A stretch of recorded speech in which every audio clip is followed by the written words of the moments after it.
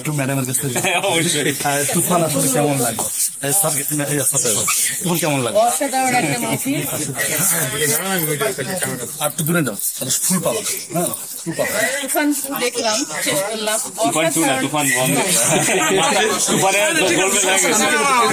মাথায় আসলে গোলমাল হয়ে গেছে। মানে এই যে মুভিটা, হ্যাঁ, ওই যে মাথা ঘুরায় বলছে না প্রীতম, হল থেকে বের হয়েছি বাট মুভি থেকে বের হতে পারিনি। আর এত মানে অসাধারণ, একটা সেকেন্ডও মিস করার মতো কোনো স্কোপ নাই। আমি তো মানে একদম গা খেয়ে উঠেছিলাম, নড়াচড়া নাই, একটা সেকেন্ডও যেন মিস না হয়। এবং মানে কোনোভাবেই এটাকে বাংলার অন্য আরো যে মুভিগুলো আমরা বাংলাদেশে দেখেছি এগুলোর সাথে কোনোভাবে কম্পেয়ার করা যাবে না। এটা অন্য লেভেলের একটা মুভি। তুফানকে আসলে ইন্টারন্যাশনাল মানে কিনা, আমরা সেই ইন্টারন্যাশনাল বাজারে কম্পিটিশন করতে পারবো কিনা আমাদের তুফান নিয়ে? আমরা কিন্তু হলিউড মুভি দেখি, বলিউড দেখি, তামিলও দেখি। রিসেন্টলি আমি যতগুলো মুভি দেখেছি গত বছর জাওয়ানের মতো মানে ভালোটা আমার অন্য কোনো লাগেনি।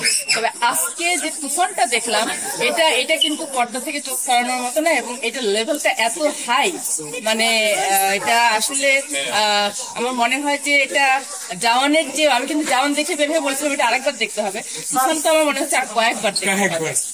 তুফানকে আসলে তুফান সৃষ্টি করতে পারছে না হলে। আমি সাইড থেকে বলছিলাম এটা শুধু তুফান না, এটা টর্নেডো, সাইক্লোন, হারিকেন এরকম পর্যায়ে চলে গেছে। আচ্ছা আচ্ছা, থ্যাংক ইউ, ধন্যবাদ।